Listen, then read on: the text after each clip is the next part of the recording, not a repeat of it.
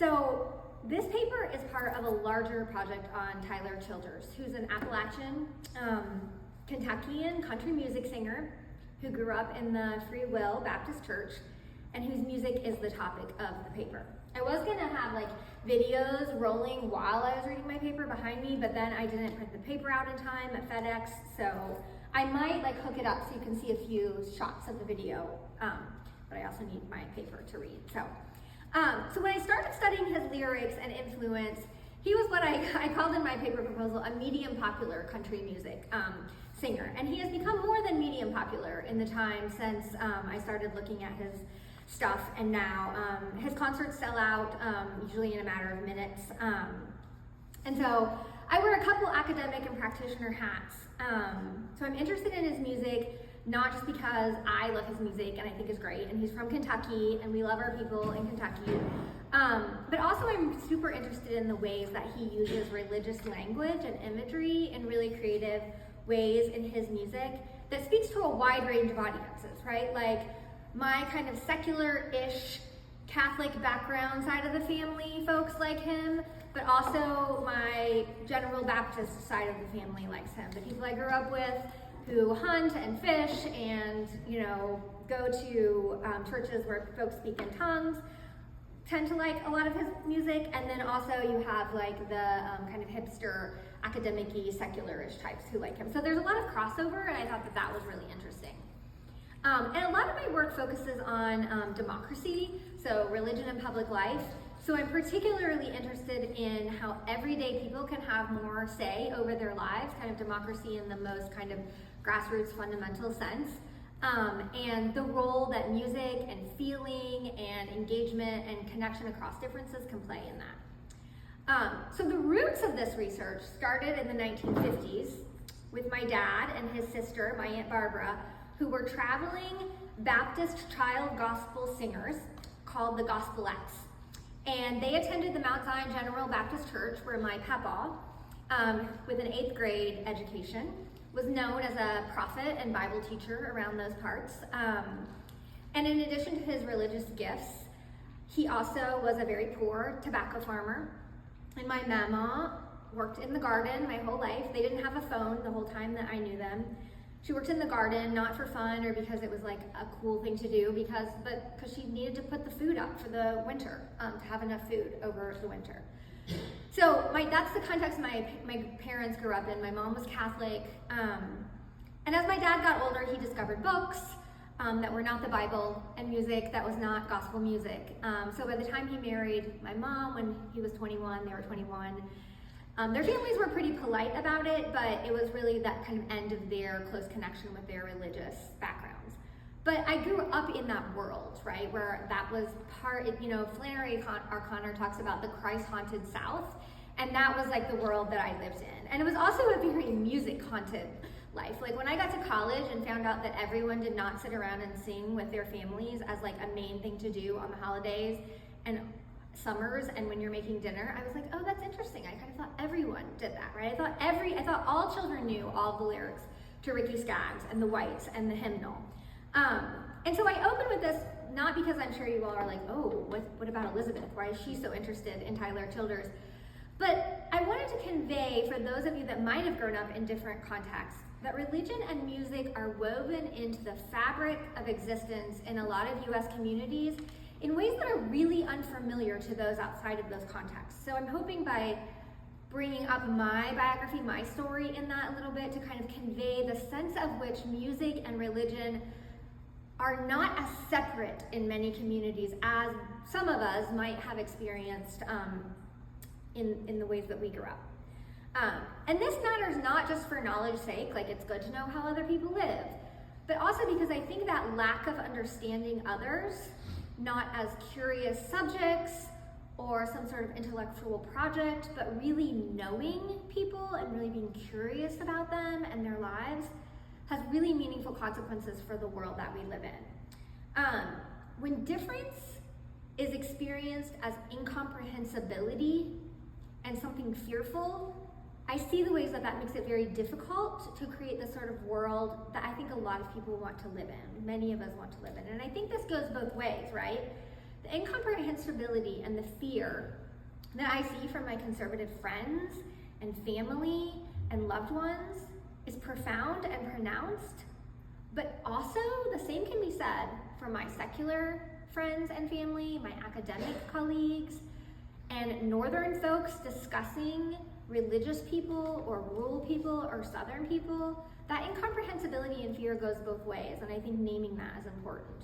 And that's one of my frustrations as a scholar practitioner who's very connected to communities in rural areas. So part of this I realized as I was writing it, a lot of it is about Tyler Childers' lyrics, and I'll say more about that, but there's also some like underlying methodological points and that I just want to make about how we study people and how we learn about other people. So I started this research before the election, but of course it's good timing, right? As everyone's kind of hand-wringing, or there's a lot of panic and shock and blame among some folks about sort of like what's happening. And a lot of my research focuses on the role of religion in democratic backsliding and in what some people call authoritarian creep, the rise of less democratic ways of running our communities and our country. And I pay special attention to rural evangelical populations in the US. And I think one of the key factors in that is this caricature of folks that we don't understand on both sides, right? And I think Childers' music is able to kind of complicate some of those binaries, complicate some of that, there are these people here, and what's the matter with Kansas, that book, what's the matter with people who aren't like us, right? And I think that his music can be helpful with that. So it might seem like a big leap to go from country music singer to authoritarianism, but I'm hoping I can make some of those connections. I think his work really complicates this sacred profane, right? Religious, not religious. It complicates liberal, conservative, kind of real art versus popular art. And better understanding this can help us better understand the world we're living in and what to do about it. And I'm very open that I have an agenda in my work, right? This is not just knowledge for knowledge's sake, but I'm part of communities that are trying to create a world where we take better care of each other. And I want to find ways for the many people I know who are both conservative and liberal, who are religious and not religious, who are complicatedly in those spaces, to find like pathways and on-ramps to do the kind of work that I know people want to do. So Childers gained popularity in 2011 with his release of Bottles and Bibles, which is just a great name for a country album, right? Although he insists that his music is country music, he gets called Americana, gospel, old-time, bluegrass. He said when he was given an award at the Americana and Music Awards, Americana ain't no part of nothing. So he has pretty strong feelings that he's grounded in country music. He grew up in the Free Will Baptist Church, learned to sing in the choir. So he's released 59 songs with lyrics, right? He has some fiddle tunes with no lyrics, but of those, 69% of them contain religious imagery. 20% of the titles of his songs with lyrics have religious words in them.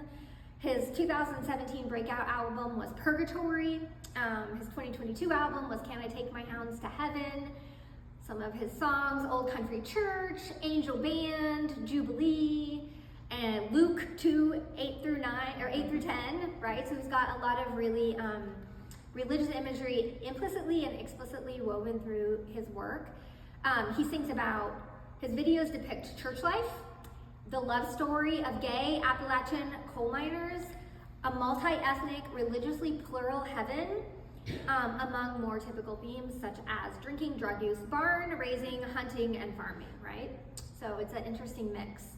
And for his most recent video, In Your Love, he collaborated with Silas House, who's the Poet Laureate of Kentucky, and they created a video for In Your Love. It's this kind of very ballady, love-songy country song, and it depicts the love story of two gay Appalachian coal miners in the 1950s, one who died of black lung in the story. And when the video came out, people were, recording themselves burning their Tyler Childers shirt, oh, I'll never listen to his music again.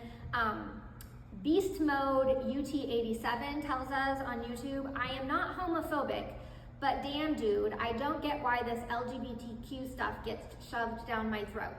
It feels like country music is the only place it don't happen.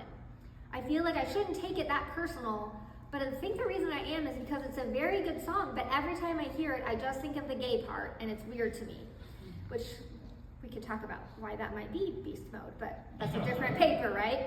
He's probably lost more fans than he gained, and honestly, though it's a really good song, it's just not a good video, in my opinion, exclamation, exclamation point, right? And Mama Love 2019 says, the song is very pretty, but the video is unnatural. For those naysayers, you will have God to answer to someday, and I am allowed my own opinion too, exclamation point, crying emoji, right? So you get that kind of stuff, but then you also get Dark Wolf 25, who tells us, look, I'm not big into this whole leftist crap thing that gets pushed, but there's nothing wrong with this video.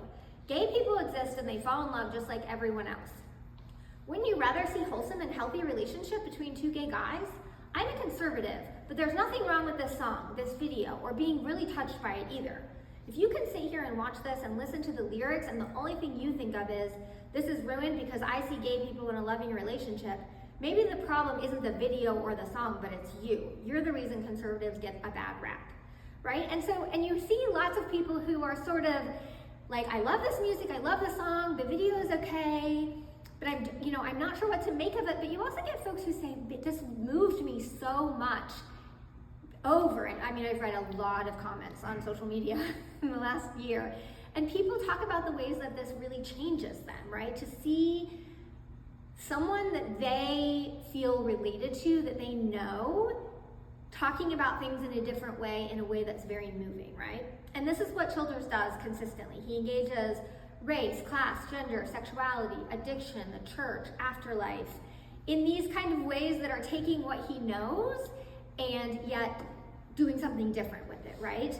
Can I Take My Hands to Heaven is a nod to the Mahabharata, where in the story is, this guy gets to Indra on the chariot to go to heaven, and he says, like, the dog has to come with me, and Indra says, you can't really bring your dog to heaven, you can't really bring your dog up there, and then he says, if my dog can't go, I'm not gonna go, right? So for some people who listen to that, they might make those connections, but even if they don't, there's this negotiation with God, sort of, right? Of like, Childers talks about the ways that he was scared of hell growing up, and he's very gentle and understanding of his family and his parents, but also talks about the ways that it was really scary to him. And so he's trying to adjust this and push back on this. For instance, with like Angel Band, right?